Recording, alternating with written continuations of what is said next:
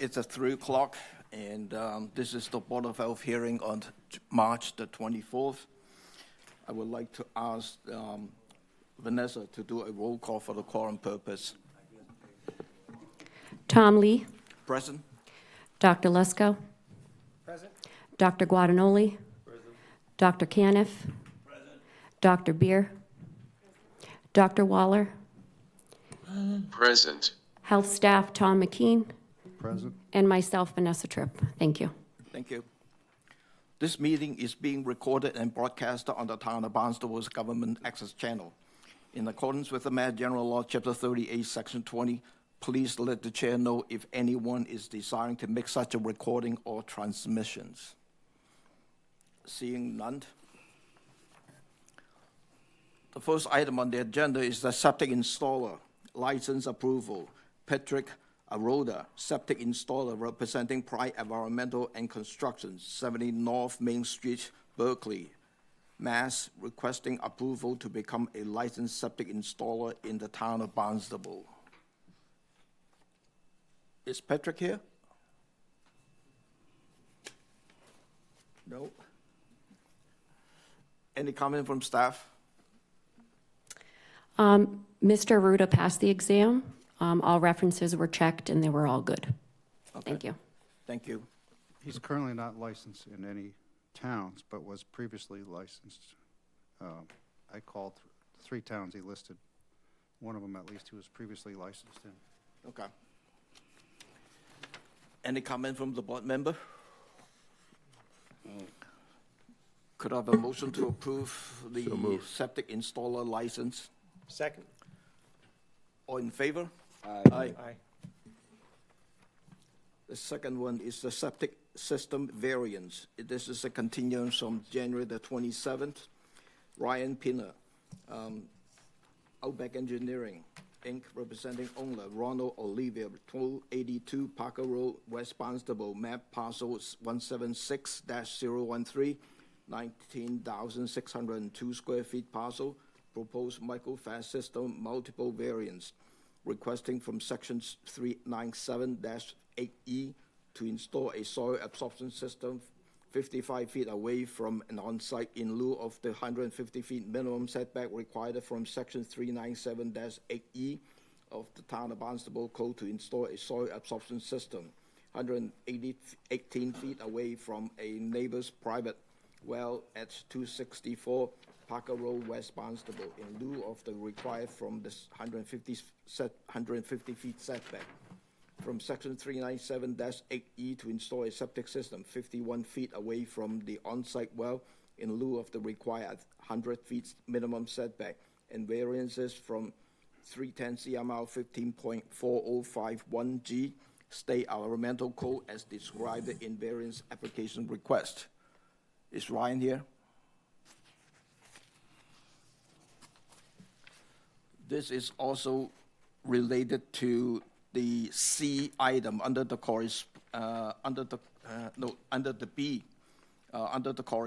that email from Tom McKean and the attachment from Dan Ojala, PE from the Down Cape Engineering regarding the survey service at 264 Parker Road, West Barnstable, accepted by Dave Cameron on February the 11th, 2026. So these two matters are related. The only thing I just want to point out, the answer that we got from Dan Ojala, the property line is correct on the design drawing based on the 50 years record on that land court. Yes, land And court. so, and then the application itself is only specified as a 2-bedrooms house. And Dr. Cameron, Lieutenant Cameron. Lieutenant Cameron was mentioning that there is a ad that's showing that this is a 4-bedroom under the Facebook advertisement. That is incorrect. We can only approve it as 2-bedroom under the application in front of us. We are not approving 4-bedroom on that parcel at this point because there is none of the design is qualified for that, septic system stuff. If the variance is granted today, or all these multiple variances are granted today, we'll make sure, I suggest a condition in a letter that it be restricted to two bedrooms maximum, Yeah, recorded on the deed as well. correct.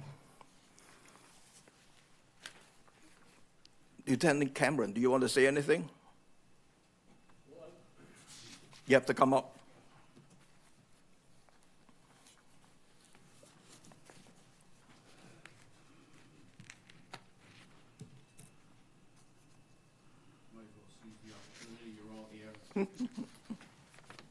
Is that mic on, Dave? Green light's on. Good. No, it's on now. Yep. Okay, first of all, good afternoon. Good Thank you afternoon. for indulging me in this whole matter. It's lasted now several months. My name is David Cameron. I live at 264 Parker Road in West Barnstable. I am the abutter to the immediate east of the applicant. I have lived at this address for 46 years. Regarding the surveyors and property lines, the property lines have been staked out by the applicant surveyor as well as a surveyor hired by me. Research revealed that in the late 1960s, the land court became involved in adding a town of Barnstable right-of-way located just to the west of the applicant's property. This right-of-way would give access to the town's conservation land located to the rear of both the applicant's property and my property. The actual width of the right-of-way appears to be assumed and not entirely clear. That land court decision resulted in adjusting the property lines of the applicant's property as well as mine. The short story is that the surveyors may have done the best with what they had to work with. The layout of the properties have been described by both surveyors as, quote, weird. One of the surveyors described the conveyance of property during this matter as sloppy, and although it is a land court decision, that with legal representation, there may, and I emphasize the word may, be a case to be made. I will be pursuing that option. In the meantime, I am continuing to voice my objections as an abutter to the requested variances for all of the reasons that I have stated in my past two appearances. I am highly concerned about well-sourced drinking water contamination. Admittedly, the applicant's current septic system is in violation. In my view, the on-site well is at risk. A variance allowing just a 55-foot and 51-foot setback perpetuates the risk. It begs the question, why not manage that now? Regards to groundwater flow, several times during these hearings, mention has been made of groundwater flow. I watched the recent workshop that the board had last week with members of the Wastewater Management Committee. Of note was a comment made by a prominent committee member that, and I quote again, groundwater doesn't move like a river. It moves all over the place. I hope that you give this principle consideration. I am not an engineer. However, after all of this, I feel like one. Some years ago, actually 12 years ago, I had to replace my well. The new well had to be moved across my driveway to accommodate the required setback. I had to hire a company with a specialized machine to drill under my driveway to make the connection between the well and my home. And then on top of all of this, we have heard many times from the applicant in his presentation that his application is for a two-bedroom home. And that is also, as you well know, noted on the plan. The current property owner of 282 Parker Road is a realtor. And on his personal and company Facebook page, he advertises his property as having 4 bedrooms. I made copy and gave them to Mr. McCann for all of you. The owner is depicted in the forefront. The property is advertised many times online as having 4 bedrooms. I cannot find any advertisement of this property denoting 2 bedrooms. Some listings advertise this property as a rental. 4 bedrooms on the property would double the daily flow, putting more strain on the system and the well. So I leave this discrepancy for your review. That's all I have, and I thank you for your time. And Thank you I'm for here to answer any questions if you like.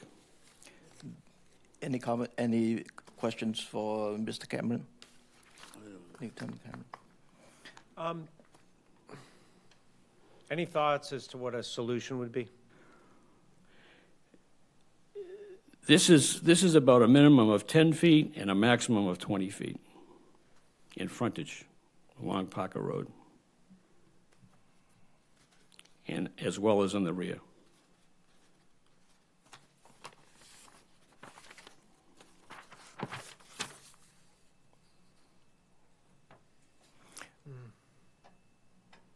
And if you multiply that by 130, then that's considerable square footage. So there are other places it could be placed? I'm sorry? Other places the system could be placed, is that, I mean, we've got some limitations on the property. Right. So, but I know you know the property well. So I'm wondering if that's, I think it would fit, okay. but I'm not an engineer. Neither am I. Thank you. Thank you for your comment. All right, thank you. Is it true that any change in the plan would move the system closer to the well, however? As according to Dan Ojala, I spoke to him this afternoon, that's the issue here. And also, he felt that this would be a civil matter between the two neighbors, because at the land court, it's been this way for 50 years. So according to him, the property line appears to be correct, according to the land court, not according to the deed description of the right angles. So he's going by the land court 50 year, for the past, he's going by the documents that are been in existence for 50 years. Right, right. I mean, as a surveyor, if there is a question mark, they always kind of saying that, yes, you know, based on the past history on the 50 years, that's how they ruled it. And so they leave it the door open for, you know, Lieutenant Camerons to go and deal with that issues under the civil case to resolve that. You know, as far as the setback goes, you know, I mean, I'm an engineer. I'm looking at the groundwater flow, and the setback from the leaching field is more concerning than the tank itself, because I assuming the tank is not leaking, so there's no wastewater coming out from there. It's more from the leaching field itself. And the design, like I mentioned before, is the design plan is only showing you as a 2 bedrooms. So we can only approve this plan with the deed restrictions to 2 bedrooms. Any advertisement for 4 bedroom is incorrect for this house. Right? And we asked the applicant to make tell the realtor to correct these records so everything matches at 2 bedrooms. And you need to notify your client. You cannot, he or she cannot advertise this as a 4 bedroom because this house plan is 2 bedrooms. Absolutely, I agree. This is the first time hearing of 4 bedrooms, so we would definitely let them know what it's only be. Okay. 2 bedrooms, that's what it's designed for, that's what was existing. And here's Ryan. So, sorry, Ryan Pina from Outback Engineering. That didn't come through before, but we will absolutely notify him that it's a 2-bedroom home. It was existing as 2-bedroom. That's what we designed for. Right. And Any questions from the board?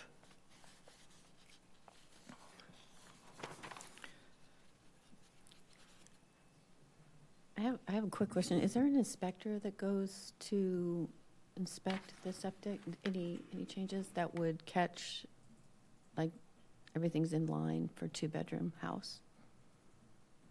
The inspector would inspect the Installation? the final step of the installation, Okay, but wouldn't go inside the house necessarily to count Just- bedrooms. just that it's installed for 2 bedrooms? Yes. Yeah. Okay. That's what I was wondering. Well, I mean, okay, so how does that get resolved? Because looking at this online, it's advertised as 4 bedrooms, and you can see beds in the rooms. So how does it, Did you submit floor plans with your application? We have not, no. That's usually commonly requested. We should be requesting floor plans and reviewing those as part of the process. and it looks like it's a house that had extensions put on it, which may have been the bedrooms. It's an odd layout for, Yeah, but I don't think that matters in the sense that, Yeah, you know, the system is only for 2 bedrooms. Correct. And- I personally went out to the site back at the date of the perk test, which was May of 2025. So I'm not sure what has been done since then. It was agreed to be a 2-bedroom design. We designed a 2-bedroom system, so Correct. yeah, That's why we can only approve it as a 2-bedroom septic systems. 100% agree. Another condition would be to require floor plans before final approval. Yeah. okay. Plus, their plan shows it has a written existing 2-bedroom. Yeah. Jeez. You know, That's why this application in front of us, this is what we can approve, not on the Right. Facebook description stuff and advertisement. But Thing- it is concerning that we would approve a system that will fail. Yeah, I kind of feel like the owner should come before us and explain what he's thinking before he gets approval. I mean, it's known to be a 2-bedroom. There's issues with his neighbor, and he's advertising a 4-bedroom before it's even approved. I mean, I feel like maybe we should table this, and he should actually come here so that we can talk to him about that and see what he's thinking. I think that sounds fair. Okay. And Yeah, request, and yeah. request floor plan. You don't want to approve something that's not functional. Well, the other thing is, if we approve and it goes forward, who's going to say that it isn't being used as a 4-bedroom? Yeah, Hard to enforce afterwards. I would think so. So I'm going to table this into the next month in April, Okay. which You know, the is- thing too that bothers me is the 50 feet from the well. I mean, I know you said the water's going the other way, but then something was mentioned how it was, The April meeting is April 28th. can go either way. So we need a full plan before the 28th so that we have a chance to look at that, and then you should ask your clients to come and explain the conditions. Absolutely. And if they're not going to be here, then we should just extend it until they can be here. Understand. April 28th, would that also be at 3 PM, or do we not know 3 that p.m. time? That's at 3 p.m. Okay, just to let him know. Yep. As far as the distance from the existing well and why the system is originally positioned where it is and not further away, we positioned it because this lot was a little bit tight with how large the system had to be, even being only a 2-bedroom design. There was a slow perk rate, and it ended up being a very large system. That was the only place that we could fit the system while still keeping it as far away as possible from the well and meeting other setbacks. If you try to position it anywhere else on the lot, you either don't meet your 20-foot setback from the foundation or 10 feet from the property line. That's why it's thrown in there at a somewhat awkward-looking angle. That was the only way we could fit it in. And as you can see, we're at 10.5 feet from the property line and 10 feet from the back property line. We didn't really have much wiggle room.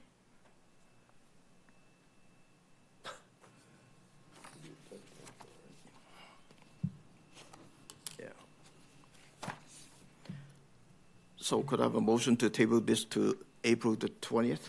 Did I say 20th? 28th? So moved. All in favor? Aye. So get all the information and notify your clients. Yep, absolutely. I will let them know. Okay. Thank you. Thank you very much, everyone. The next item is the Douglas Brown representing Christian and Elizabeth Omond, 63 Hickory Hill Circle, Osterville, map parcel 120-08068. Proposed temporary repair of a septic system by excavating contaminated soil and stone surrounding leaching pits. Site is located within Phase 1 of the sewer expansion plant. Hello, Hello. back again, just for the same thing. We've done it, I think this is the third or fourth one we've done, and it seems to be working good. This one, there's 2 pits. I think I'll just do the one right near the driveway. It's easier access, and it's actually backing up in the yard, so, Okay. yeah. The homeowners just they were told it was on Phase 1, so, and it was suggested to come in here in front of you guys. Okay. It's anticipated in the year 2030, to be available in the year 2032, according to DPW. 5 years, 6 years? 6 years. So Doug, do you think it'll last that long? the research? Oh, yeah, definitely. Yep. I think so, I mean. So if there is any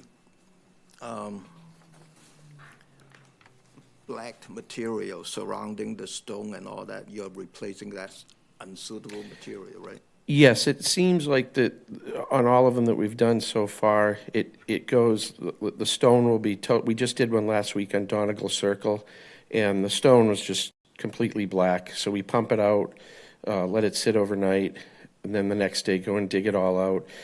The sidewall, it creeps out a little bit, but it goes down more than, so we try to get down as deep as possible.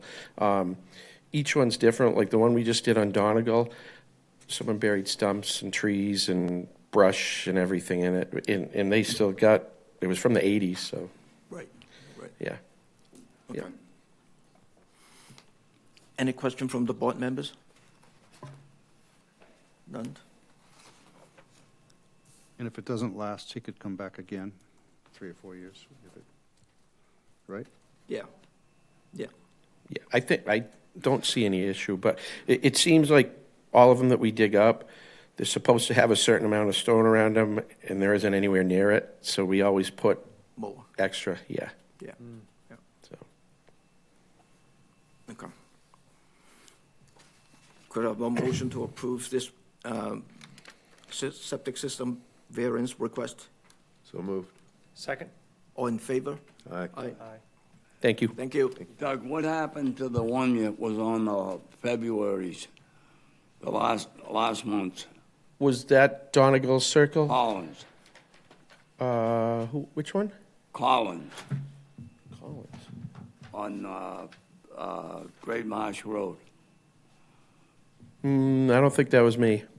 Oh, he's out of state, the other installer, he's out of town. No, this is Scott Frank. Yeah, he's not available. Oh, Scott, Blank? yeah, Oh, okay. yeah. Yeah. He did call me about it, though. He'll be, Good. he'll be here next time. Yeah. Thank you. So what, is that on another agenda? Yeah, next month, he'll be here. Yeah. He's just out of town. The next item is Hannah Pifil Lavia, owner 32 Buckwood Drive, Hyannis, map parcels 272-056-005, 26,136 square feet lot, variance request from State Environmental Code Title 5, 310 CMR 15.223-1B, septic tanks. The proposed to construct a one-bedroom ADU above attached garage without replacing existing septic tank with a double compartment tank and/or without adding a second tank by using DEP-approved effluent filter. Hello. Hello. Can you identify your name? Hannah Perfilava, And Richard Peckham. Hi. my husband. Do you want to say anything more on your projects? Besides what's already in the application, we have a 3-bedroom house with a 3-bedroom septic. We're planning to build an attached garage, 3-car garage, with ADU above. And we're planning to move one of the bedrooms that's in our main house and give it to the ADU, so we're not changing the bedroom count. So our floor is going to stay basically the same. We're not looking to add much more. It's only 2 of us living in the house. We're very gentle on our septic, take care of it very well. and we don't anticipate it being a huge issue, at least for hopefully quite a few years, until we understand at some point we will have to change the system or We were do really something, hoping but we're forward to just that hoping tie-in to. plan, but I don't think we're in it. Yeah, we're not in the tie-in plan, unfortunately, but. Well, that's why we want, you know, the homeowner to kind of explain it, because you provide additional information is not quite in here, because you're replacing one of the existing bedroom in the main house for this ADU. Correct. So you're keeping the same number of bedrooms on Correct. the lot itself. So Yes. thank you for that. Any public comment on this one? Staff, any comment on this? Everything appears to be in order. I was disturbed looking through the history of the records of something I found, but it's not their fault. It was someone changed 2 bedrooms to 3 bedrooms back in 1984 on the actual permit in a pen, and that's something that's not allowed in my office. If someone's going to apply for 3 bedrooms, they have to fill out a whole new application. They don't just take a pen and change the numbers on permits. So that's what's disturbing. Occurred back, apparently is. I bought occurred a many years 3-bedroom ago. home. Pardon me? I said, sure is. I bought a 3-bedroom home. Yeah, when you bought it. This happened many, many, many years ago. Yeah.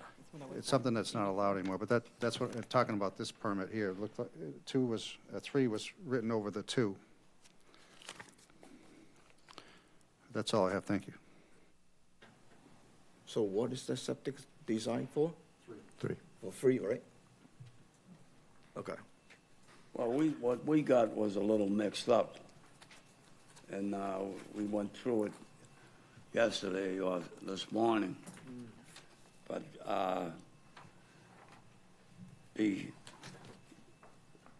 effluent filter, what brand of it do you use? I think what we submitted with the application was the, let me see. I'm going to butcher the name, Polylock? Is that the DEP form? Yes, DEP approved. Does it say in there that you have to have a contract with the installer to clean that at least once a year? I believe it mentions the once-a-year maintenance or cleaning. So you plan to have a contract with the installer? Correct. We do have a septic company we're working with that provides that service. They both install and maintain the filter. So we're hoping to use them for that. Okay, good. Any other question from the board members? Motion to approve? Second. All in favor? Aye. Good luck. Thank you so much. Thank you, everybody. Have a great day. Yep. You too. Thank you. The next item is the sewer connections extension request, 1 Paul Barron, Barron Property Management LLC, representing Strawberry Hill Condominium, 1431 Hyannis Road, Centerville, map parcel 274-021. No sewer available for connections yet. Yeah. Good afternoon. Good afternoon, Board.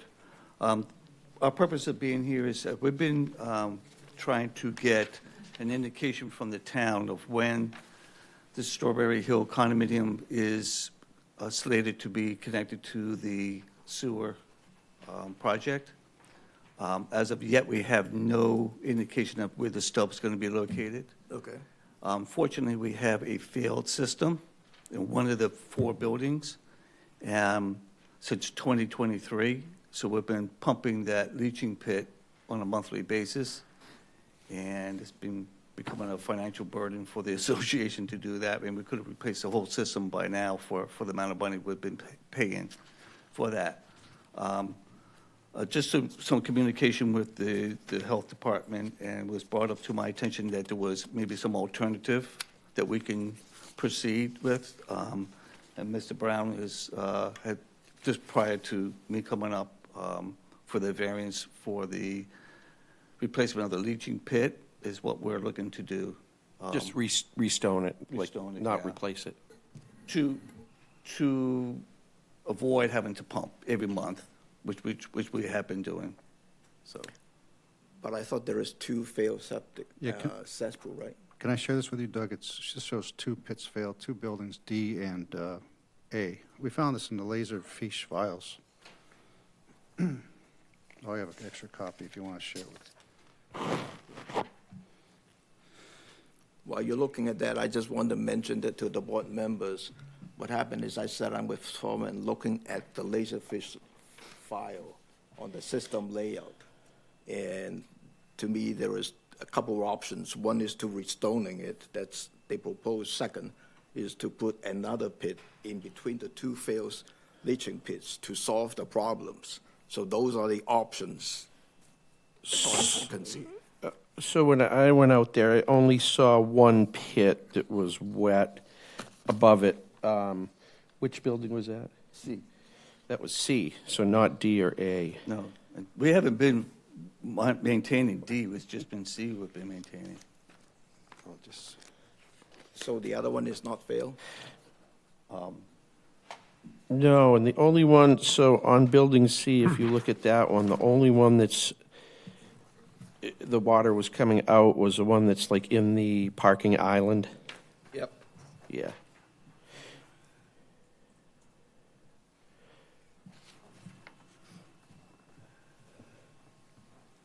yeah, so it says failed here and failed there. Which one, Tom? So there is one fail here, one septic, one leaching pit here. On what building? There's no number, right, on 1429. Is that 29? It just has a number top marked there. on it. That's not Oh, yeah, us. pit failed. 1429 is not us. Up top there? Yeah, I think that's the other, Another property, that's not our property. property. That's not your property? yeah, no. No. That explains it. Yeah, that's a Thank you. different That's the, why you're here. Sports why one you're here. In the front, yeah, that's not, yeah, Okay.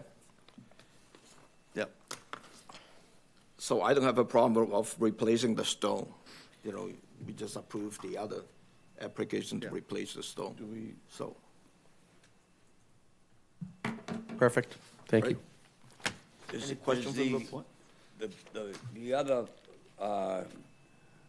group of homes next is the Center Village. yes, At one time, you people, I think, were talking with them about hooking into theirs sewer. yeah, that was before my time, but they did have that option, and they choose not to do that, which they should have done back in the, Oh, yeah, was I about 10 mean, that years was now, hasn't it terrible. been? Been several years. That Yeah, was it would have been terrible. convenient for them to do it back then, but I guess they choose not to do it. So my other question is, when will we find out where the stub's going to be put on this? That's a DPW makes that That's a determination. DPW questions. Yeah, I mean, We don't even know. Well, We could- maybe you could get recommendation from your septic guy and talk with the DPW. No, that's why I said, you know, Yeah. this is Yeah. a question for DPW. I cannot answer the questions. But they might want a certain spot. Who knows? Well, this is commercial, so you'd have to get a plan anyway. Right. Yeah. Because you have to discuss with the DPW, is there a spot that you want, and then you have to communicate it with them. we've tried that, so So, it's not Yeah. an easy task, so. but that's outside I understand. of what we can Well, do. all we're looking for now is some help here with our, trying to maintain this system, Correct. so. Yeah, I understand it's not your preview at this. right, point. right. Kind of a motion to approve the septic repair with the replacing of the stone in the leaching pit. So moved. Second? All in favor? Aye. Thank you. Thank you Thank very you. much. Yep.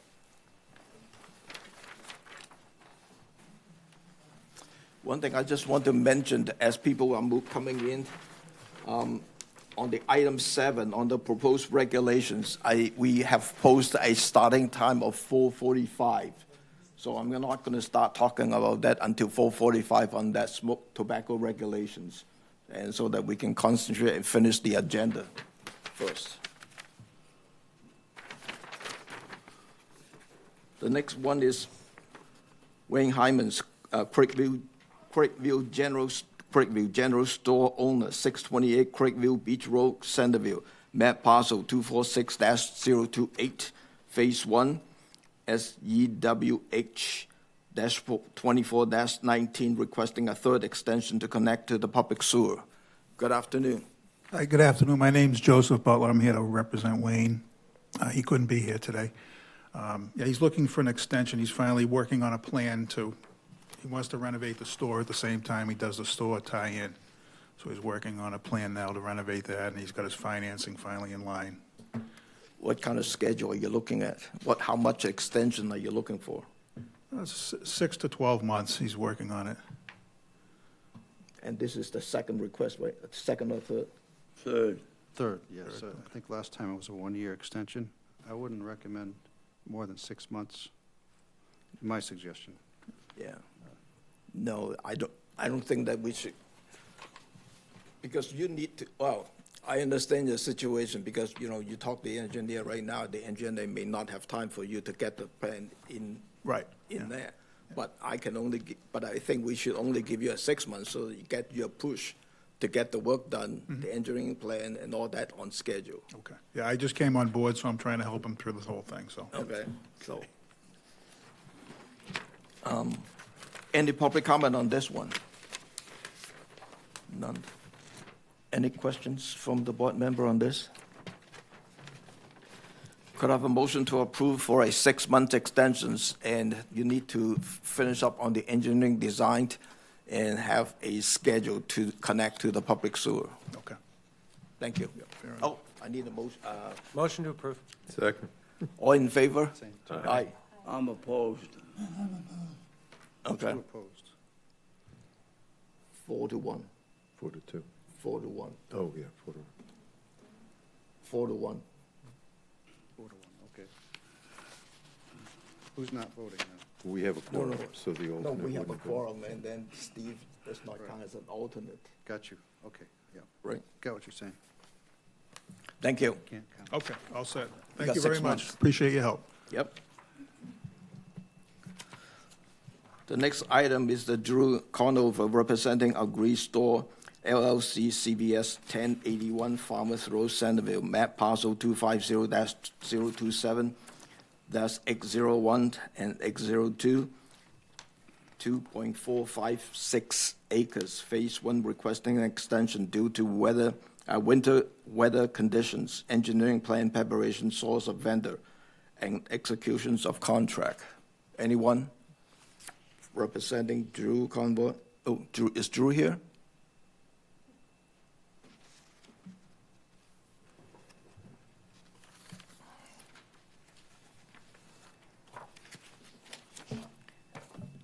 I make a motion to deny. How much Any extension? reasoning on that, Paul? Well, it's been 3 years, and this is the first time they've ever been here. And it's a big, big company, and I don't see why they can't do it. It's been 3 years.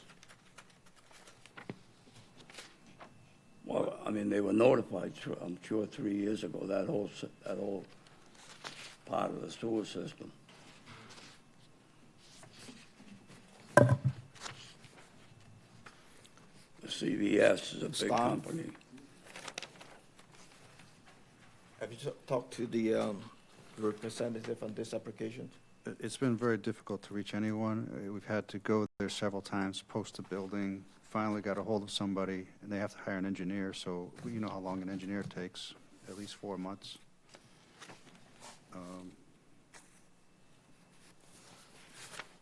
Just to get the engineering done. So I agree with the extension request for the engineering, but for 6 months would be my suggestion.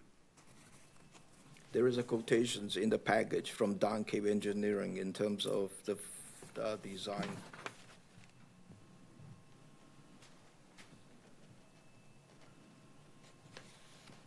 And winter's gone too, hopefully. Yeah.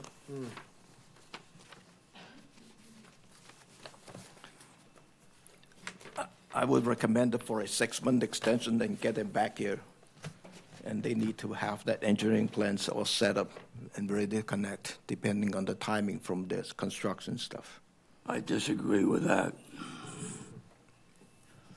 Is this the first extension they've asked for? Yes, yeah. Actually, they get I feel like it's a little bit unusual to deny a first request for an extension, particularly if they have a signed contract.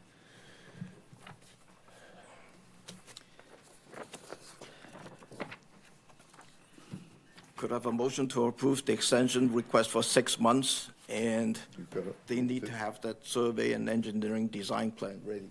There's a motion on the floor. He made a motion to deny. Paul made a motion to deny. Oh, There was no second to it, but he, so Paul make a motions to deny these applications. Anyone second? None?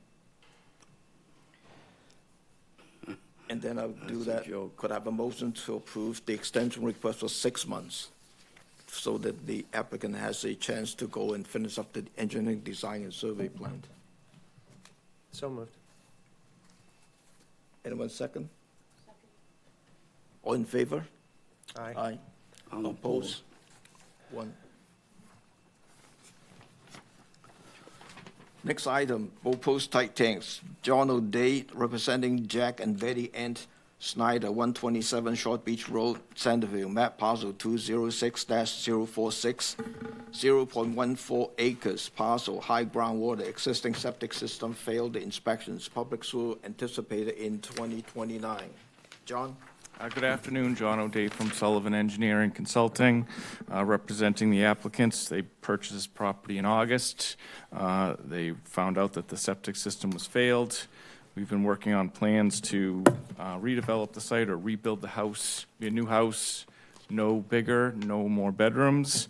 And just kind of given the conditions, proximity to groundwater, it would be much of a task to try to fit a septic system on there, and where sewer's so close, we'd hope you'd consider allowing a tight tank.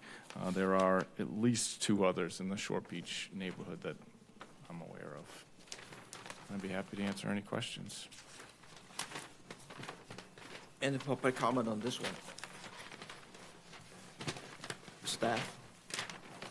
According to the engineer's letter, sewer will be anticipated in the year 2029.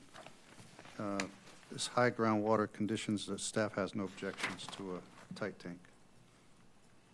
Any comment from the board member?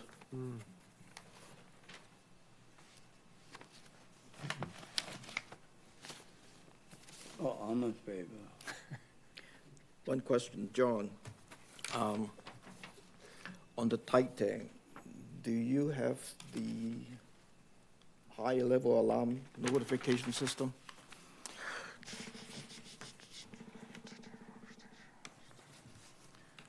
Yes, note 12, audio and visual alarms set to activate at 3/5 tank capacity. Okay. I just want to mention that in a tight tank, normally we would require a high-level alarm so that the homeowner would know that the tank is full, and then call the pumper to come and pump the septic system. That's why in tight tank situation, you need that high alarm notifications. Thank you for pointing that out. Yep. Could I have a motion to approve the tight Motion tank to request? approve. Second? All in favor? Aye. Thank you very much, everyone. Thank you. Plans back. No, thank you.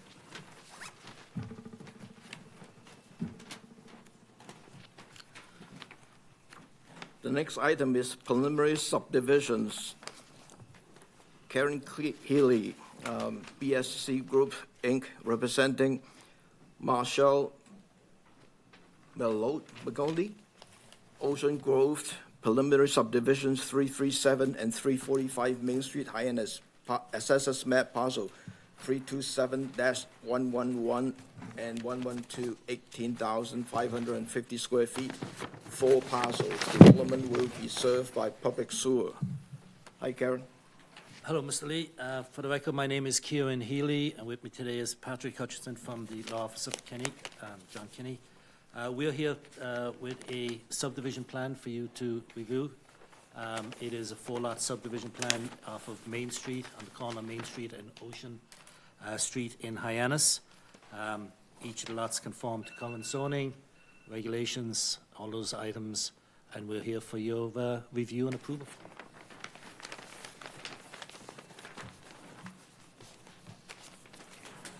Any public comment on this one? Staff? Staff recommends not only connection to public sewer, but connection to public water, which wasn't checked off in the initial application to the planning board. We do propose to connect to public water, so, This is the Hyannis water system, right? yes. Yeah, yeah. I don't think you have any options. Can you tell me what are you proposing to do on those 4 lots? Hello, for the record, Patrick Nickerson from the Law Office of John W. Kenny.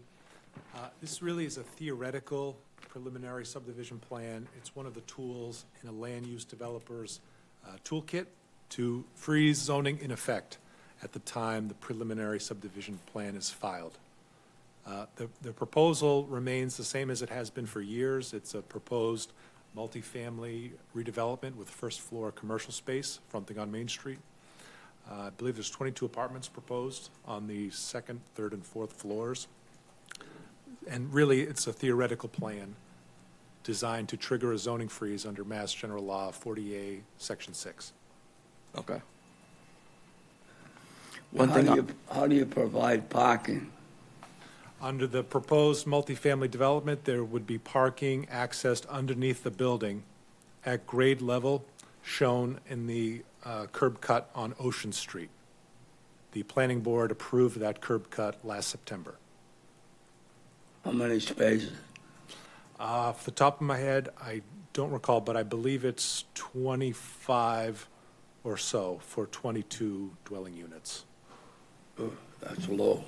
For one lot or for the whole subdivisions? For the proposed multifamily redevelopment, I believe it's approximately 25 parking spaces underneath the building at grade level, access from the curb cut shown on the plan, under the downtown Main Street zoning district. There is no parking required for food or beverage services. Okay. So the first floor, commercial level would be a proposed restaurant. Okay.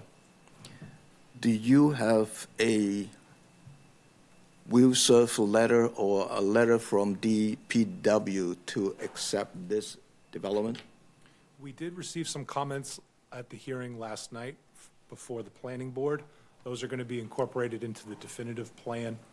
The way it works to trigger the zoning freeze is you file a preliminary plan first, then you have that approved. You come back within 7 months from the planning board with a definitive plan, have that approved. So we do have those comments from DPW regarding this preliminary plan. Yeah. The reason I mentioned that is all depending on whether the wastewater plant has the extra capacity to take on this development. So it's important for the DPW to issue an approval on the connections to the septic system, to the sewer systems. The multifamily redevelopment is very far along. It has received site plan review approval. Building permit's been issued. Planning board has issued a special permit. Really, the purpose of triggering the zoning freeze is to allow time for the construction and the demolition of the existing building. No, I understand that. I just want to point out, from the Board of Health, once you said you're connecting the public sewer, we are done, basically. But there is a level to me, in my mind, that there is a limit on this treatment plant capacity is determined by the DPW. They have to issue you a letter saying that we accept and approve these projects for ongoing. Otherwise, they can come back and say, well, the Board of Health approved, but not the DPW. Then you go nowhere. That's what I'm saying. I just want to close a loop. That's all. Thank you. Could I have a motion to approve this subdivision request? Actually, all you're doing is sending a letter to the planning board, recommendations. Okay. So you'll be recommending connections to sewer, water, whatever, any other recommendations you have, garbage, storage, locations. So could I have a motion to approve the support of this subdivision's request to the planning board? So moved. For the water and the sewer connections. Second? All in favor? Aye. Thank you. Thank you, Mr. Chairman. Thank you, members. Yep.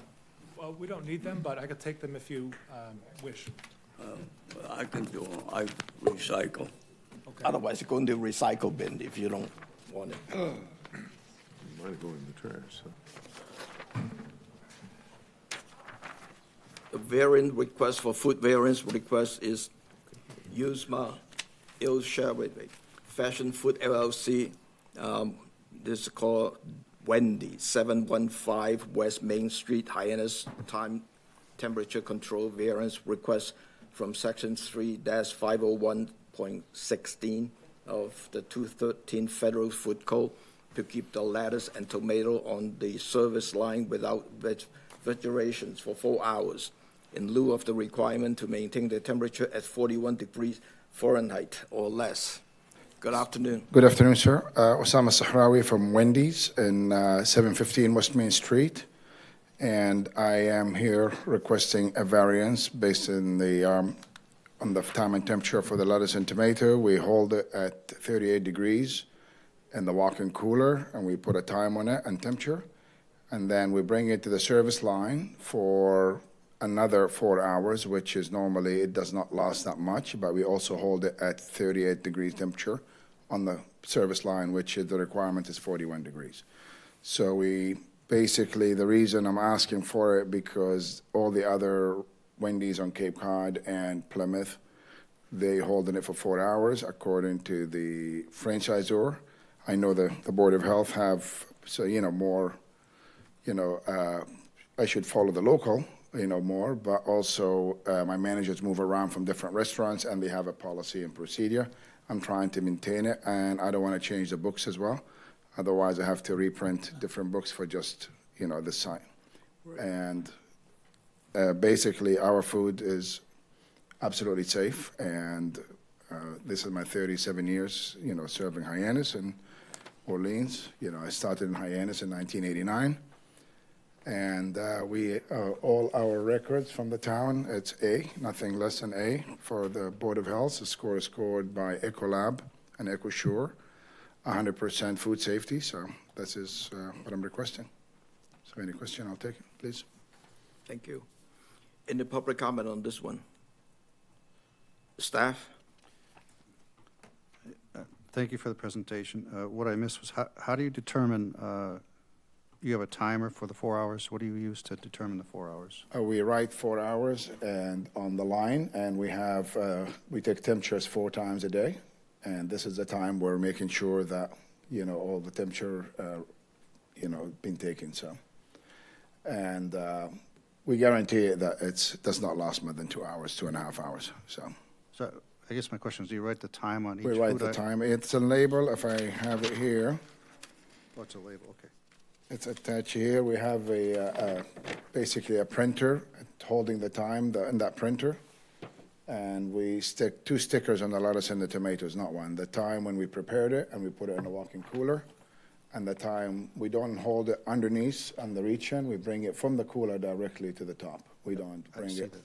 Thank you very much. Yeah, we don't leave it underneath for a while, so. Right. I stopped by your store, and I think you did a great job at the design of the store at West Main Street. But that's all I have. Thank you. Okay. Thank you. Any question from the board member? No? Motion to approve? Second? All in favor? Aye. Aye. Thank you. Thank you very much. Appreciate it. Thank you. Let me go to the item 8 correspondence. The first one is the email from Paula Crowley dated January 27th with the attachment, and this is regarding to the bird feeder, the rats complaints, nuisance complaints. So she provided some information on that. So we're going to take a look at that and schedule something to discuss on this item stuff. We deal with the second item, which is related to 264 Parker Road. And then the last one is a email from the nicotine-free generations email for information on that one. And then we have the minutes, January 27, 2026. Any questions on the meeting minutes? No? No. Could I have a motion to approve the meeting minutes? So moved. Second? All in favor? Aye. Aye. Aye. So we are going to take a break for item 7 because we posted the start time is 4:45 and I cannot start this hearing on this matter before that. So 5 minutes. we have almost 50 minutes to wait. We can take a break. Do what? All right.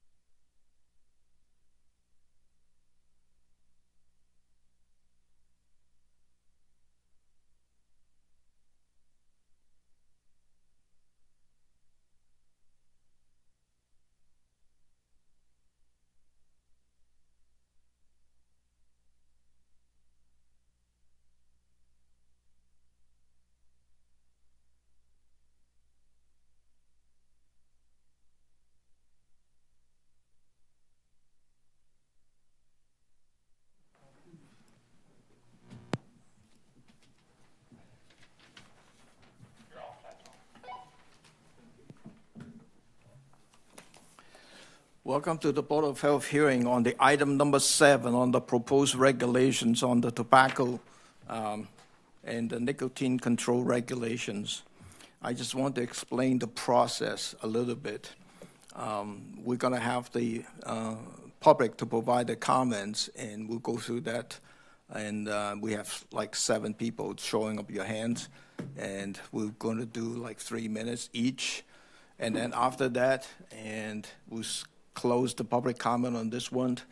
And then we are going through the checklist that provided by Bob from the county tobacco inspector to go through the checklist. And then the proposed language is part of that package, so I think the language is ready to go. I think the town attorney has mentioned that too, right? So, Bob mentioned that the Cheryl Sabara already talked to our town attorney. So the language is pretty good, all set?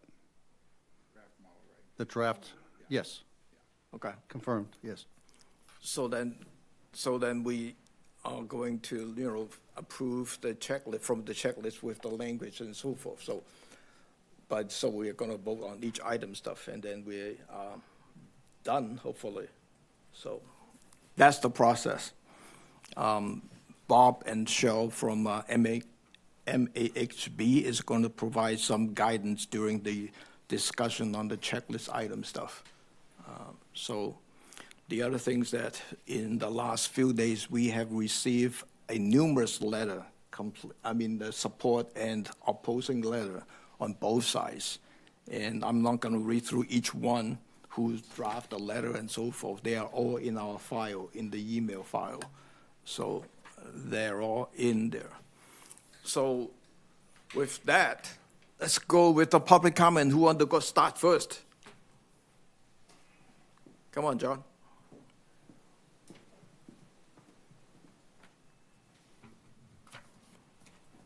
Hey, Tom. Hi.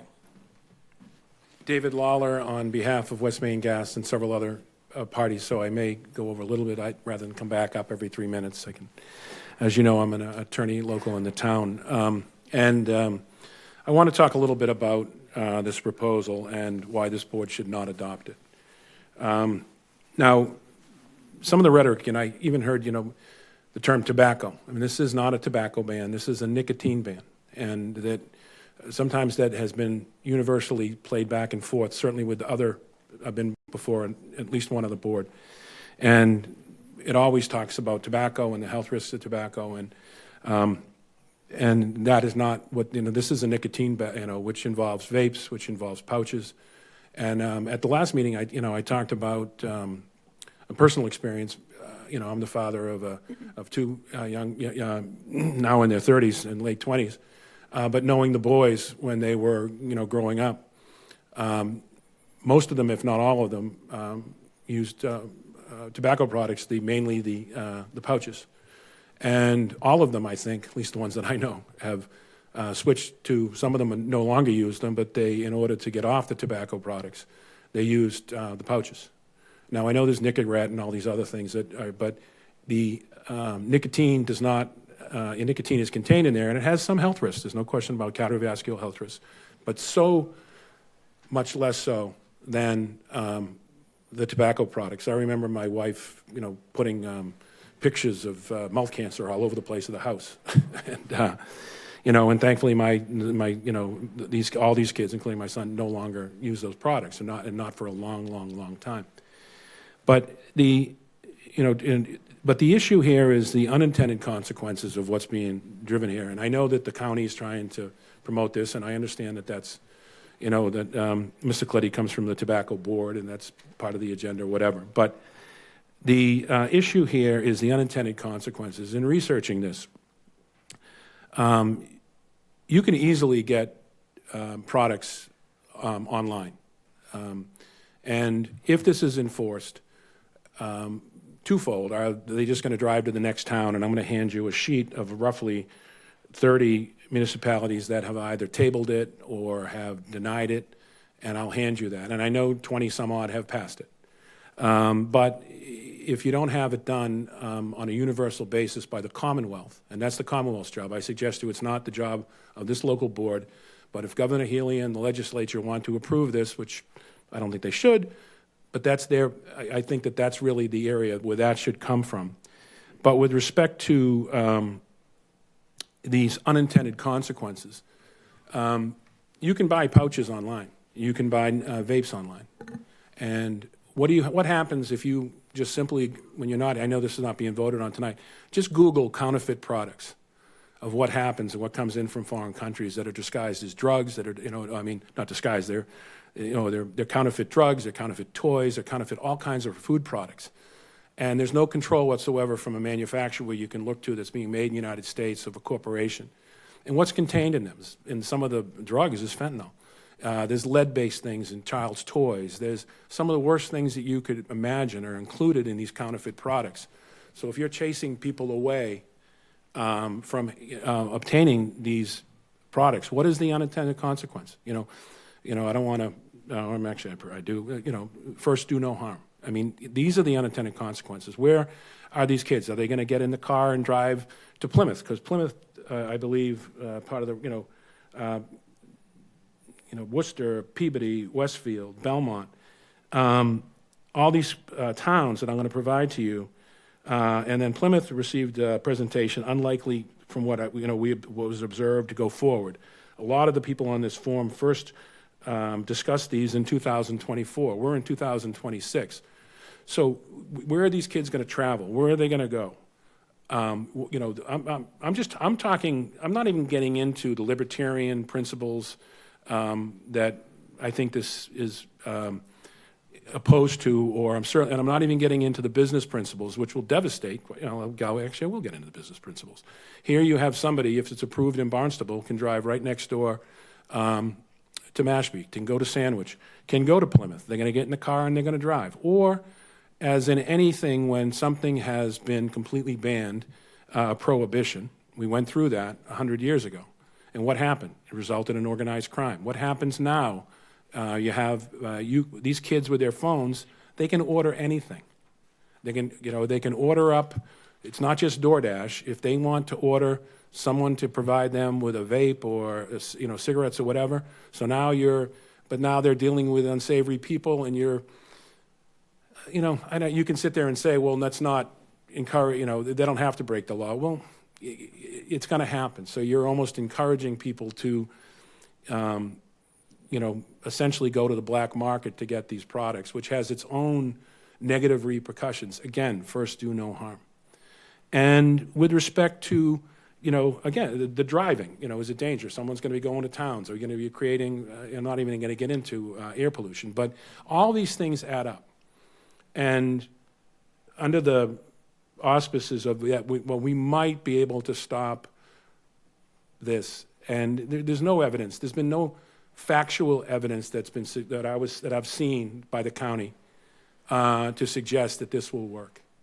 And it's a bold step. I mean, we're talking to putting people out of business. We're talking about creating problems where you're going to be potentially putting people in danger. And I know that no one up in this board wants to, when you make decisions, even if I don't agree with them, I know that they're not done in any malicious manner. You believe what you're doing is correct. And my job here is to point out to you what the unintended consequences might be in these matters.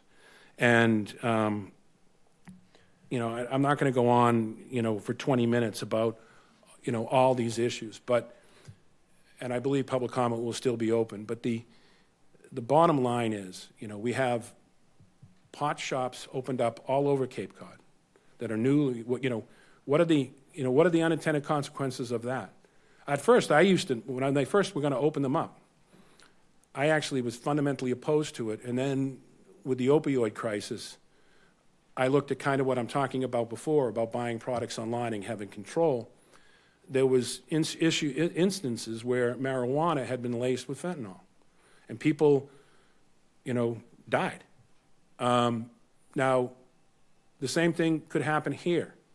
Getting them online or whatever. If you have to buy them from some seedy operation, there's no control.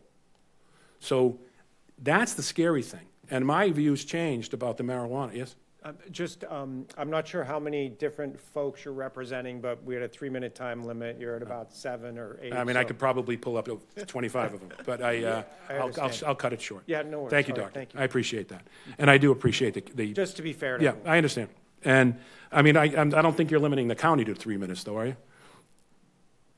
They are not making any public comment. Well, that is part of a public hearing, Tom. So I'm just saying. Actually, at the next hearing, I wouldn't mind being a public comment after the county speaks, because then you can respond to what they say. I think that's I'll end it with that. A simple request on that, Doctor. I do appreciate it, though. But you have the general understanding of what's going on here. But, yeah, at the next hearing, if we could talk after the county, I think that would be a little bit more fair, so we could hear what the arguments are. Okay? Thank you. Thank you. Thank you. Who's next? Please come up. Oh, the one behind you. Make sure your name is signed on that sheet clearly, so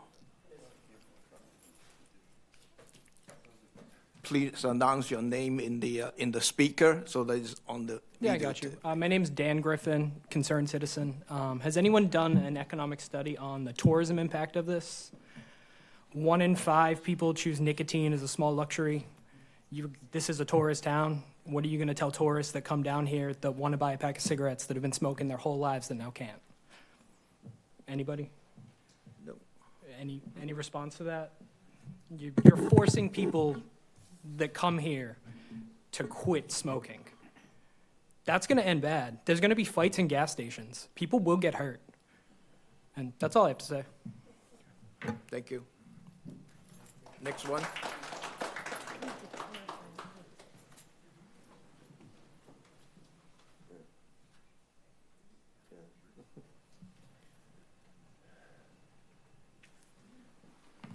Ricky Patel, for CB Perkins. Good afternoon, Board of Health members. My name is Ricky Patel. I've been in the tobacco business in this community for over 20 years. My family and I have operated through every regulatory change that has come down from the Commonwealth and the Department of Public Health. From raising the legal age from 18 to 21, to flavor restrictions, to adult-only requirements, to statewide product bans. We have adapted every time, and we have always obliged. We are one of the most highly regulated and scrutinized industries in the country, and we have always complied. What is being proposed now, however, is something entirely different.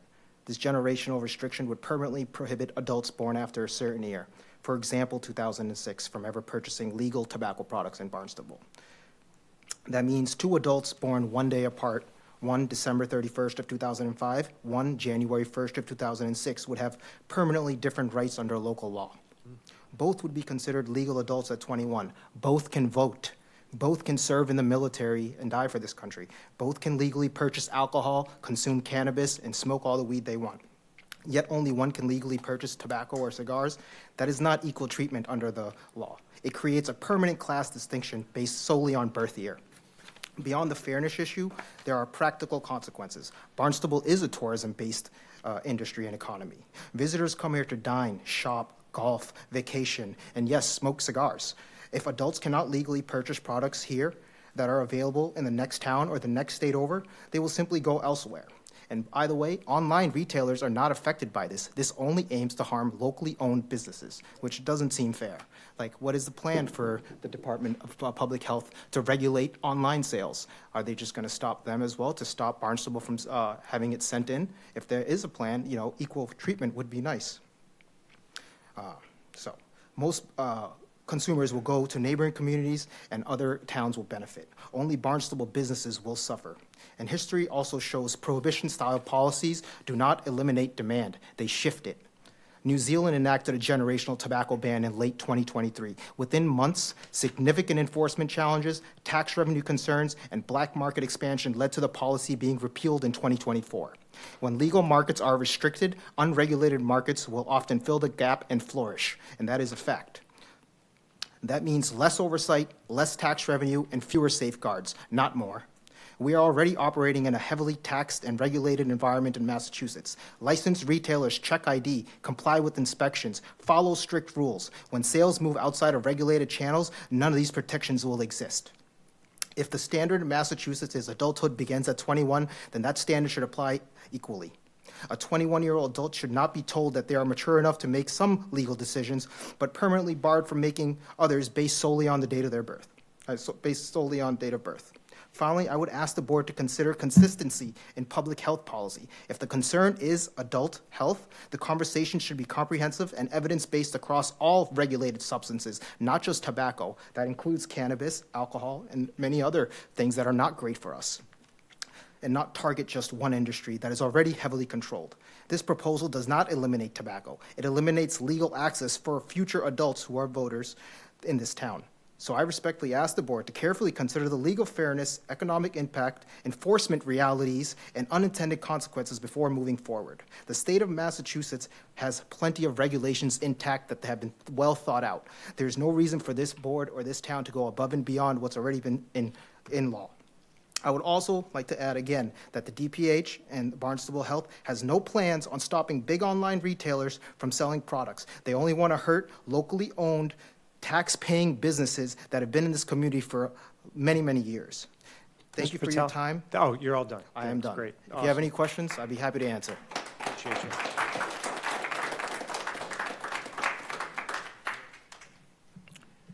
One thing, though, I would suggest that if you have written up a script, if you want to give us a copy in the file, appreciate it. Hi, how are you today? Eric Schwab, Highness. What happened to my body, my choice? It's not a libertarian argument, it's a democratic argument. We're all adults here. Why can't we make choices about our own lives? So I met Ricky online. I heard him trying to rally the troops and generate some letters. So I went and visited his store. I haven't been inside a tobacco store for 15 years. I was a little surprised at the variety of products that are available. And I personally don't smoke, but it doesn't offend me. I consider myself fortunate that I was able to stop smoking. But some people like to smoke. Some people prefer to smoke. Some people can't quit smoking. And they have rights. Those people have rights. They should have the right to buy a pack of cigarettes and pay a huge amount of tax for the privilege, but they have rights. And businesses have rights to distribute product without undue regulation. The amount of regulation on smoking products is already insane, and the amount of regulations on retailers are increasing. And then we're concerned that all the storefronts are empty. So we need to strike a balance between personal liberties, which are not libertarian, they're democratic. We need to strike a balance between personal liberties, commerce, and regulation. And this is clearly a question of overreach, and we ask that you consider it judiciously. Thank you very much. Thank you. Good evening, friends. I usually say this at the town council, your favorite John Julius from Hyannis, but now this is the second time I've been before you. And I come this afternoon asking from what planet are you guys, where did you just fly in? What planet? You know, the prior speakers, especially Mr. Patel, hit the nail right on the head, equal protection. I'm another one. No, I'm a non-smoker. I've never smoked a cigarette in my life. But you know what? The people who do have every right to. You know what? The gentlemen in this building here who work their asses off till midnight sometimes, and probably more than that, they have a right to be in business. You have no right to take their business away from them. I've never seen more outreach in my life. And I continue to come in, and I'm going to keep coming in with the lawsuit from the Conservation Law Foundation. We have a lawsuit against this town on the pollution of the sewer and the water. And where's your focus? Your focus this afternoon is here, taking the rights away from these business owners? I've never seen something more ridiculous in my life. Get to where your focus needs to be, on the water and sewer in the town and the overdevelopment and having the councils and the zoning boards destroy Hyannis. But a couple of the prior speakers nailed it. You know, we're a tourism industry. There are tourists that are going to be coming here. and they're gonna go into a store and be told, no, they can't buy tobacco I've never seen anything in my life. This should be just totally thrown in the wastebasket, and all of you need to go back to where your damn focus needs to be. And I'll keep coming back. You're gonna see me, and I'm gonna bring this, because this is a real lawsuit here with the Conservation Law Foundation, and every person in this room deserves you to be putting your focus on where it should be, water and sewer, not taking their rights away from them. Thank you.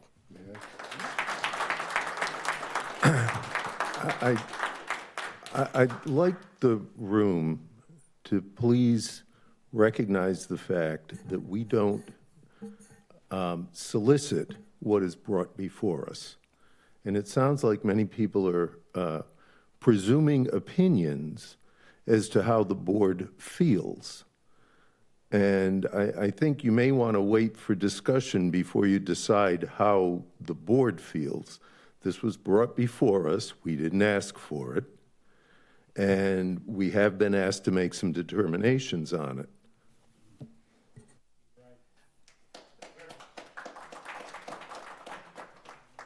One thing I just want to mention, because we are kind of with the public comment, this is don't pick on anybody.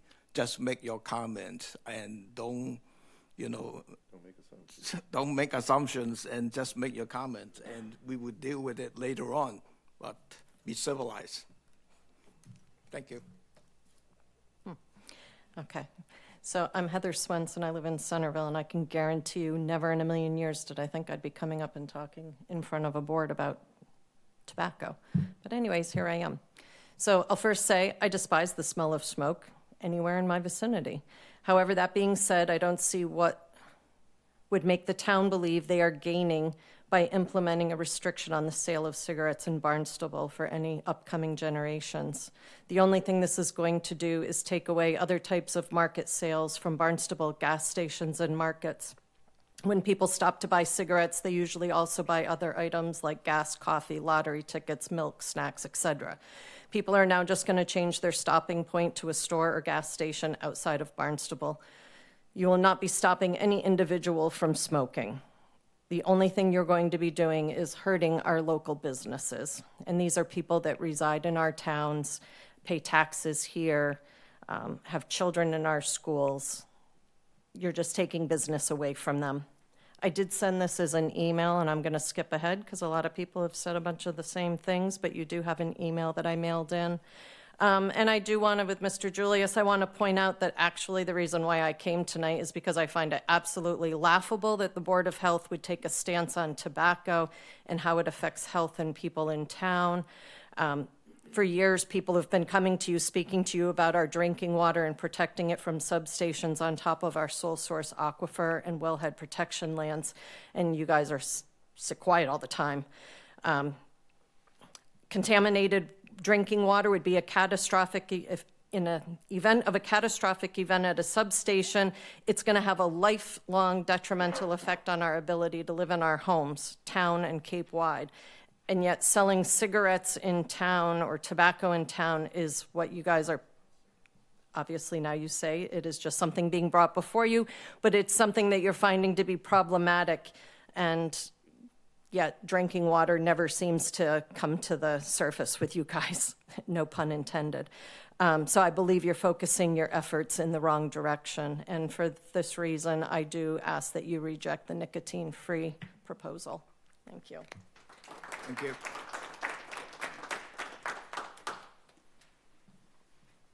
Hi, I'm Raheel Chaudhry. People already brought up a bunch of points. That's just two things I wanted to add in. One is for item 10, banning blunt wraps. I think like 2-3 years ago, or a couple years ago, when we banned flavored wraps in the town, the main issue was stopping children, people under 18, under 21, from getting addicted to tobacco. And so you want to cut down flavors so they would have less want to buy these products. We only sell unflavored tobacco blunt wraps now, so I don't really see the need to ban that as well and cause even more reduction in items that we can sell legally to our customers. Second, I also want to see how this would affect hemp wraps, which have no tobacco, but I know the town also disallows flavored hemp wraps. Would hemp wraps fall under this tobacco blunt wrap ban as well, or are they a separate item? Second, tobacco wraps, they're also mainly used by our customer sellers mainly for like cannabis, not really for tobacco. So if this is trying to cut back nicotine and tobacco, more like it's mostly, I think, going to hit customers who are using them for cannabis needs, et cetera. Another point was the reducing the age, how people talked about that. There's a Senate bill in Massachusetts state right now called Bill 221 that's currently in committee. It's been in the process for the past year, and it just got moved, I think, this past week to be discussed even further, which would generalize throughout the entire state when you're allowed to buy tobacco. Instead of having each town have 21, or you have to be 21, but if you just turn 21, you can't buy it. They're trying to standardize it throughout the entire state. If you guys are insistent on doing this, passing that part of the agenda today, I would say at least wait to see where that bill goes, because that might just end up changing the law again in a couple of months whenever that does go up for a vote. And then finally, this is not about the specific agenda item here, but during this email that was sent out for this, we also got an email from Bob Collette about the FDA's grant marketing orders, which are limiting how many items you can sell, and specifically you only sell specific items that have been granted marketing orders from the FDA. I know I talked earlier with some people here that that's not being discussed because that's a separate item. I just want to know, is there a time and place for public comment on that? Because there's some concerns I had about that as well. I don't know if I'm allowed to go into detail here, or if you want to wait for another time and period to discuss that. Yeah. Thank you for your comment and the information. I did not know about the Bill 221 that you mentioned and the FDA, limitations. So, thank you.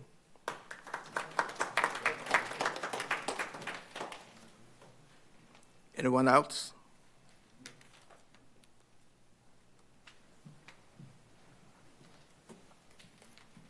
Good evening, everyone. My name is Al Naum. I'm one of the owners of the business here in Hyannis. The problem is health or business. I don't know what you after. If it's a health, there is a lot of way to do it beside stopping that. If it's about health, we should stop the fast food, any food package, because all contain stuff, it's not good for you.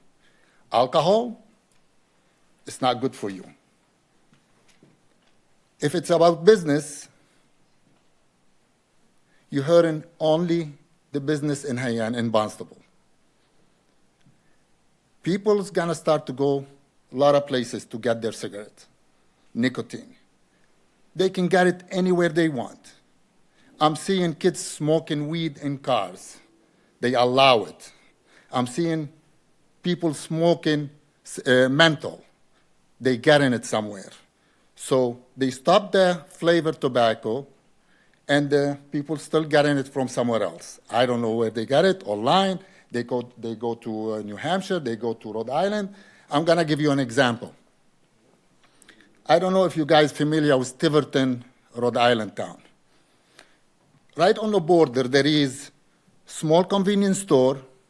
I believe it's like $1,000 rent a month. That's in Tiverton. And then there is a gas station in Massachusetts. Maybe his mortgage between $10,000 to $15,000 a month. He's not allowed to sell the menthol. He's doing maybe 20, 25 carton a week. The store, not even, I'll say 200 feet, he sells 1,000 carton a week. So all what you're doing, if you approve that, you're pushing the business from us somewhere else. We're already losing a lot of college graduated people. They don't want to come back here. There is nothing in here for them. Nothing. You can't do anything on the beach. You can't drink. You can't smoke. You can't have loud music. Why they want to come here? Now you're doing that again on the top of all that? I've been in business for 20 years in the town. They took first thing, they did the 21 years old. We lost some business. They still can get it from somewhere else. They stop the flavor, same thing. Everybody move out. And like the lady said, when you go walk into the store, you're not gonna buy a pack of cigarette and leave. You're gonna buy the soda, you're gonna buy the milk, you're gonna buy the candy. So I'm not gonna make 2 stops to go somewhere else. One more thing, please. In Yarmouth, they stopped the plastic bottle. What they did, people come in here to buy the plastic bottle. We're doing the same thing. We're pushing the nicotine from here somewhere else. That's it. That's all what we're doing. If I'm a smoker, I'm not going to stop smoking. Thank you very much. Thank you.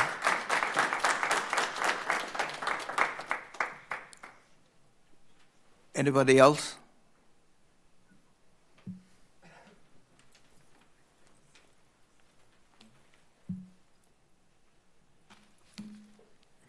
Good afternoon, good evening, board. My name is Paresh Patel, owner of AM/PM Convenience Stores. Doing business in town for many, many years. I don't even remember when we bought the store, 20 plus years at least. Since owning a convenience store, in the beginning, it was really nice. You know, we work, we sell product, we buy product from legit manufacturer, everything is good. Making money, no problem. All of a sudden, I would probably say 2018, 17, the flavor things came in. We fought a lot. We lost. We all went by it, 18 to 21. A lot of restriction, one after other, one after other. If you come to the store, it's not much for us to sell these days. We're not going to be able to pay it to the employee or the rent selling Reese's peanut butter and Coca-Cola, just so you know. People are declining smoking. The young generation do not want to smoke. They don't smoke. The reason they don't smoke, the nicotine has a big part of it. So they buy vape or they buy nicotine pouches. The nicotine-free generation does not make any sense at all. Day apart, you know, Rick and other people said, I'm not going to repeat. It doesn't make any sense at all. 2 friend goes, I born yesterday, my friend born tomorrow, whatever. We both go into the store same time. One can decline and other can buy, happily walk out of the store. It just doesn't make any sense. So many restrictions. So one of the things, we come to the meeting in last few years so many times, what is next? You do this, you vote on it, hopefully no. This is why we're here, but what's gonna be next? The Health Commission or Barnstable Tobacco Control, they constantly on us. And the new things that other gentlemen mentioned about the FDA granted marketing list. FDA approved those products, but we sell a lot of other product which is come from the genuine manufacturer, genuine distributor. We're not buying someone from the street. You know, we have a legit resources we buy it from. We pay tax on it. Everything is legit. We get the letter from the manufacturer that this product does not contain any flavor, but we still turn down from the Barnstable Tobacco Control that no, they smell like a flavor. That's not our problem. We buy from the legit resources, the multi-billion-dollar corporation who produce those products. So that's another situation we deal with on a regular basis all the time.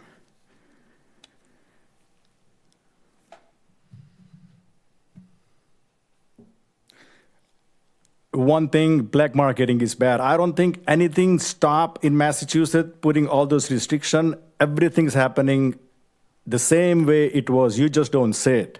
I don't say it because I don't sell it no more. All the customer who smoke, they do it. Have kids type a plug on their cell phone. Or if you have any teenager, ask them what is the plug mean. It's all black marketing everywhere around us. All the young kids has to do, put the plug on their phone, and they get the deliver whatever they want. Thank you. Thank you.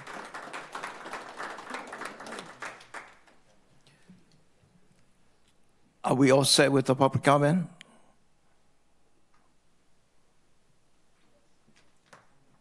One last one. Yep.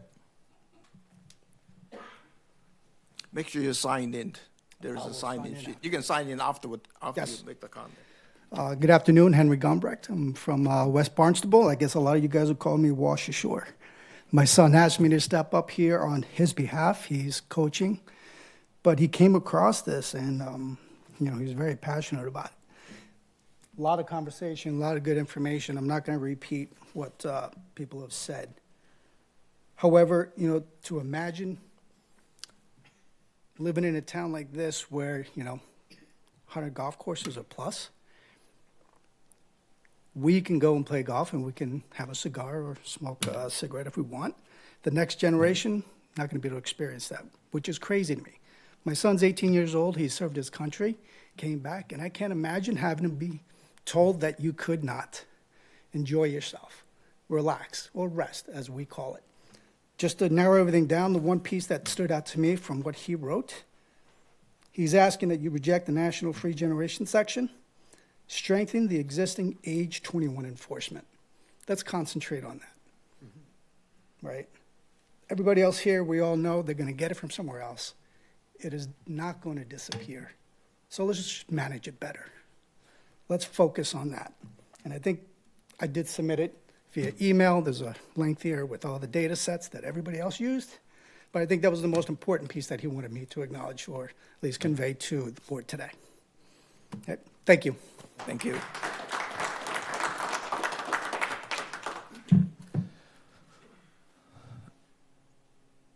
You want to speak? Okay.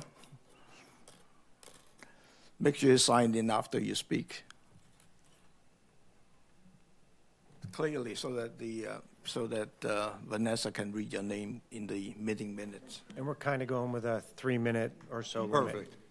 So, Mike Farrell, Katuitt. I saw what was going on.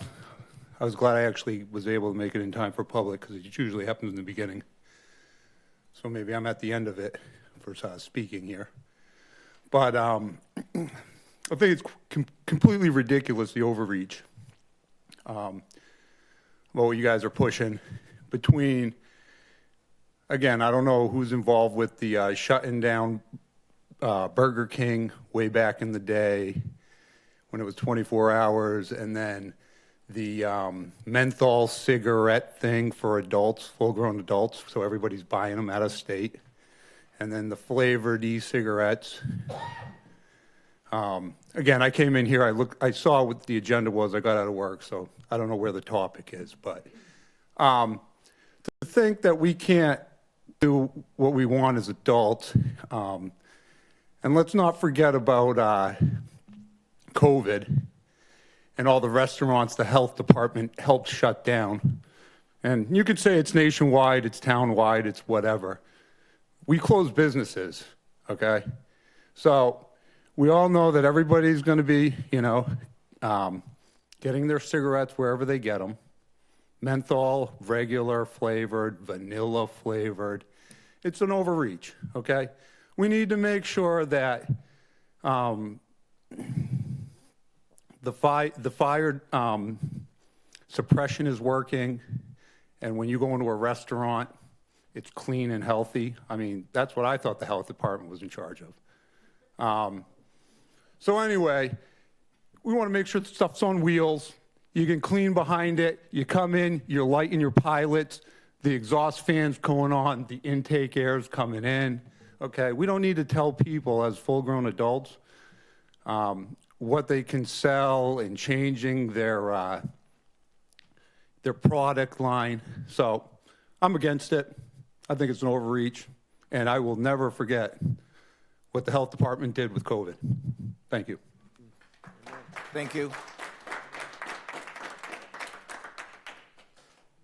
Thank you for your public comment, and I'm closing the public comment right now. We're going to look at the checklist that we have. Bob or Cheryl, do you want to help us to go moving that checklist?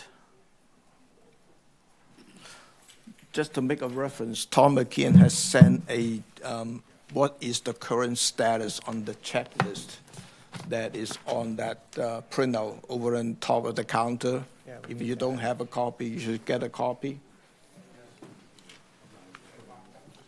That's the current checklist over there? Yeah. No, this one. Can I just This is the current status on that. All right, thank you, Tom. Yeah. All right.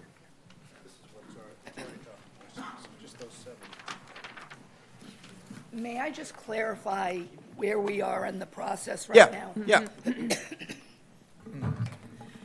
Good afternoon. I am Cheryl Sabara, the Senior Staff Attorney and the Executive Director of the Massachusetts Association of Health Boards, and I just want to clarify for the audience where we are in the process. From my understanding, what this meeting is about is for the board to vote on which of the 7 policy decisions that are not in your current regulations you might want to include on a draft regulation that would come before you based on a sales template that we've provided and that your town attorney has reviewed. So you're just voting on which of these policies you would include on a draft. And then my understanding is you would hold some sort of a public forum where you would get more intake from the public on how they feel about these. And then after that, you would put together a proposed draft regulation and you would hold a public hearing, at which time you would take more testimony from the public. So what we're doing right now is just going through the pieces of this most recent draft template that are not currently in your regulation. Most of the 18 policy decisions are in your regulation. There are just 7 that are not. So just that, am I correct that that's the process you're looking at? Basically, is from the list is the question number 3, number 5, number 6, right, number 8, 9, 10, and 16. Correct. Once we have the language with the draft language, I'm thinking if we have to do a public hearing or stuff, that would be with the language Right. reviewed by the town council, Right. the town attorney, and Bob, with Right. your help, it would be sometime in June in the hearing stuff. Right. Because we don't have, So you're just, tonight, all you're doing is determining which ones you might put in Right. a draft, not whether you approve of them or like them or don't like them or whatever, just Right. whether they would go into a draft. right, Okay. right. So do you want to go through what they? Sure. So. Can I ask a question, though? Yeah, go ahead. Number 18 is not included on there as one of the ones that we need to be looking at. And I think there's a big difference between shall and may. And I believe the reason your health director didn't put that in is because of whatever is in your regulation right now. It says shall. Oh, okay. But you can But certainly. we could change it to may. Yeah. Yeah. If you'd like, yes. Can I add 18? Yeah. Sure. Yeah, it's open for discussion in terms of that checklist. All right, thanks. Yep. So to be clear, so the entire public knows that, we're not the ones who generated this. Right. What is the genesis of this? Well, this is a draft model regulation that all of the towns across the Cape have taken a look at. Besides, you guys are, I think, the last ones actually to take a hard look at all of these policy decisions, but everybody else pretty much has this entire regulation in place, with the exception of nicotine-free generation, which is And who came up with them? These are decided upon over a period of time by suggestion from local boards of health, by DPH, and the technical assistance legal team at DPH. So it's DPH. Which these are evidence-based strategies to help reduce exposure to tobacco by youth and to protect further generations from the deleterious effects of tobacco use. Okay, so it's from the Department of Public Health. Right. But the stuff in yellow Stuff in yellow are is the stuff policies. that's already there that we really don't have any choice but to agree with, right? Correct, that's the state law. Some of the stuff is in Okay, so state law. who came up with the green? Those are policy proposals that the Department of Public Health and the TTA providers like me, those are local policies that many boards of health have adopted. Okay, But they're local. They're not Okay. state required at all. okay. Why So- doesn't the Department of Public Health then, since they're coming up with the regulation, hold the hearings for the discussions before they come up with these proposals? Maybe they did. You know, the mere fact that we have this level of response and involvement is an indication to me that we're in the wrong forum. We are unelected volunteers. We are not accountable to anyone. And I think it's sidestepping the democratic process.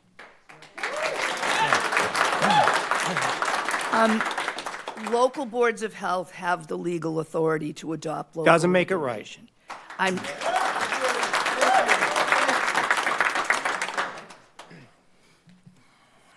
Well, as the purveyors of public health for the town of Barnstable, and I sit on a board in another town, it's our responsibility to uphold and adopt the best policies to protect the public in general, public health.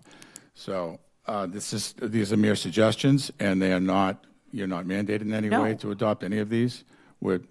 We function in more of a judicial capacity. Right, We this- resolve disputes when, settle disputes between the town and residents of the town Right. with different areas. And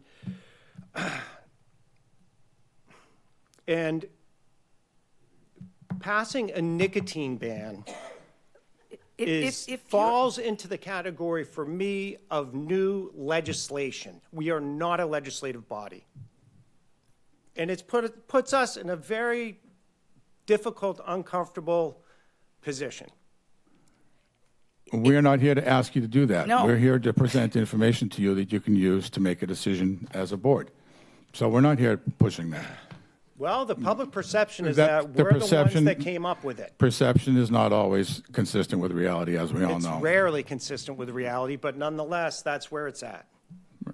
well, that's why I tried to explain what the process was. This isn't a decision that, and if you don't want to consider this, I'm happy to, go on my merry way. I mean, I'm happy for you. Well, If you don't want to consider this. The rest of these. We do need to adopt what is already regulation in the state, though. Right. Yellow. Yeah, so. Would be helpful, but no, you really don't, because you have to enforce the state law anyway, regardless So of it doesn't whether matter you- whether we agree to It's the yellow or state not. law. Okay. It would be nice for your retailers to have a local regulation that incorporates the state law so they understand what the state law is, but no. So voting on what's in the yellow will make sure that there's clarity And they will have a copy of it, as yes. to what the state law says. Yes. Right. The green is engineering or is additional. Some of which you already have. Right. Okay. Some we may have, some we have All right, to I'm sorry, adopt we've and kind adjust of that. usurped. Please, I'm sorry. No, that's okay. I mean, this is open forum in terms Yeah. of the discussions. Yeah, but So we- some of these other. We need to get some stuff done, too. So. Some of these other policy decisions that are on this just are suggested so that to bring you on a level playing field with the rest of the towns around the Cape. For Presuming instance. that we actually want to be on that level playing field in an Right. overly regulated, non-business friendly Commonwealth. Right. With the fact in mind that we're dealing with still what remains as the leading killer and cause of early illness in the world. So, I yeah. totally agree with you. Yeah. I would not be sitting here today, I can 99.9% guarantee it, had I not quit smoking in my late 20s, Right. based on my genetics. I wouldn't be sitting here. Right. So- I had pregnant women who I cared for during the time that I was in practice, who I did everything I could to get them to quit smoking. when I came to Cape Cod Healthcare as the chief medical officer, on a daily basis saw the results of smoking. There is no benefit to smoking cigarettes or any other tobacco product.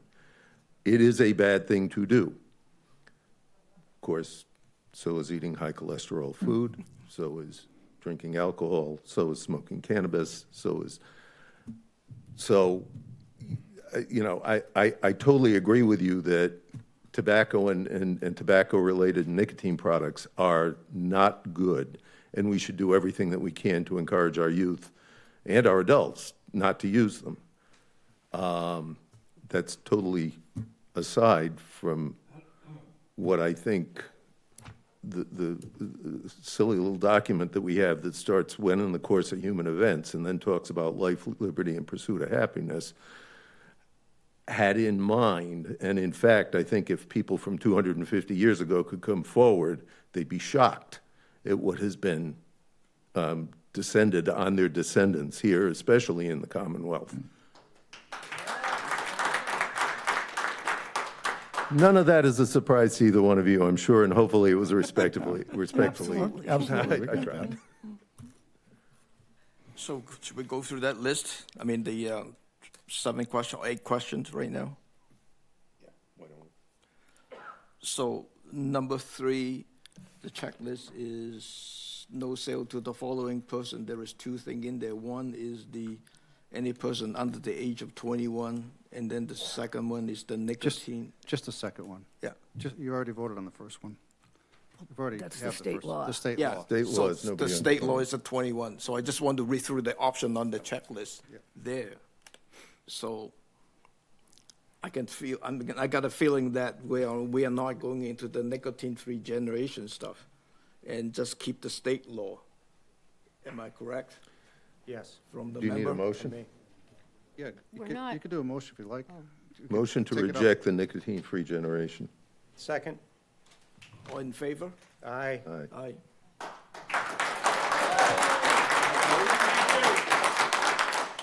Opposed? Paul? One Two, opposed, one. 4-1. Right. Okay.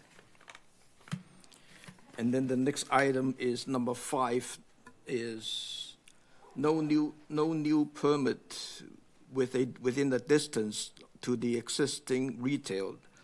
Right now, there is no such regulation in town, no distance specified. Do we want to keep the same, or do we want to add a distance in there? Right? Yep. So, I see no reason to be more restrictive than the state. I second that.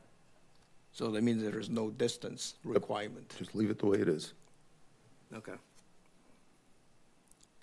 Could I have a motion to leave it as the state law? There is no limit in terms of the new permit distance restrictions. Motion to leave it as the state law with no restriction. Second. All in favor? Aye. Unanimous. Oppose? None.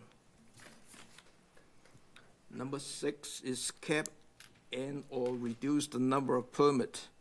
And just before the meeting, I think Tom mentioned it and checked. We have existing 63 permits, right? Correct. Currently in town. Do we want to cap it, reduce it, or leave it open? I make a motion that we leave it alone.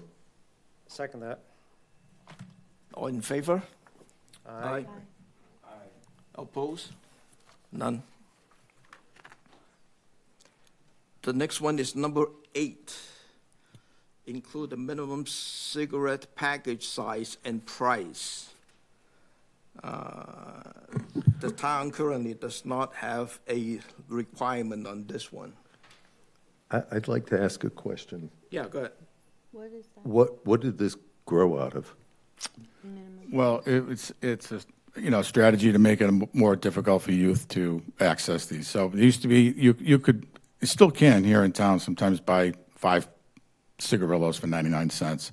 So everybody else has a restriction that for any package of cigarillos, well, any single cigarillo has to be sold for a minimum of $2.50, or any package of more than one a minimum of $5. Some have actually increased that price in accordance with the Consumer Price Index up to $292 for a $290 for a single and $560 for any multi-pack. Thank you. Yeah. We're already too expensive. I'd like to make a motion that we leave that as it is. Second that. What was the motion? No limit. No, we are not setting a price limit. We're not going to set a minimum. We're not gonna cigar set a package minimum size price. or price. Right. You're set, Paul? I'll pass. All in favor? Aye. Aye. 4. Opposed, 4. You abstained. Yes. G. Abstain. Number One abstain. 9 is oral nicotine pouch. 9 is currently the town does not have, does not prohibited nicotine pouch or sale of pouches.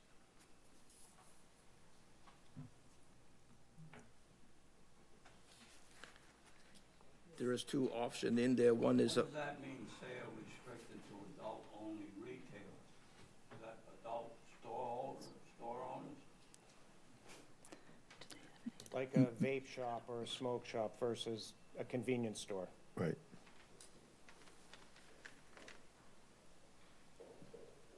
Well, you couldn't sell them to a minor.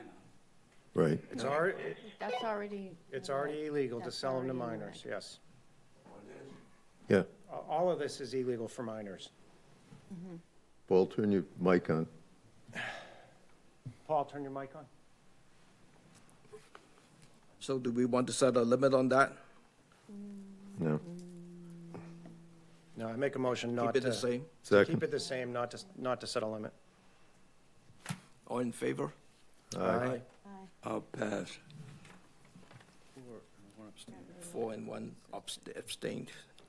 Number 10, bum wrap, banned bum wrap. Blunt So wrap. currently, the town does not have a ban on the bum wrap.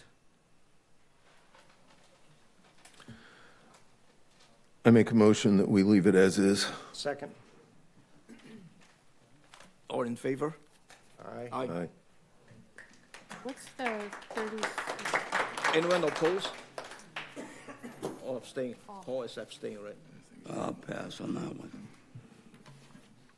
4 to 1 abstain. Blunt wraps. Number 16 is towing period for local violations. The state law is 36. I know in the descriptions that mentioned that town is considering 24 months. The existing language says 24. I asked the board to please change that to 36 to be consistent with all of our hearings that we've been holding and make sure we're consistent with the rest of the Cape.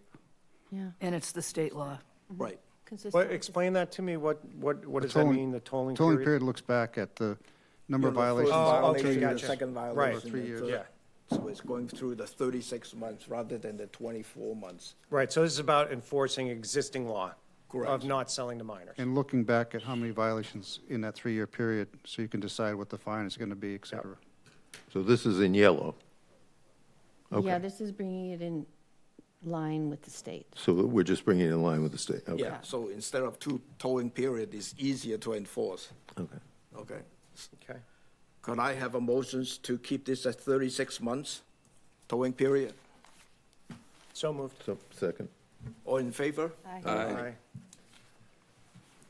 And then the last one is the one that Don is mentioning, number 18, So that's the one that shall or may. requires us, that says we shall suspend somebody who's been in violation for a certain amount of time.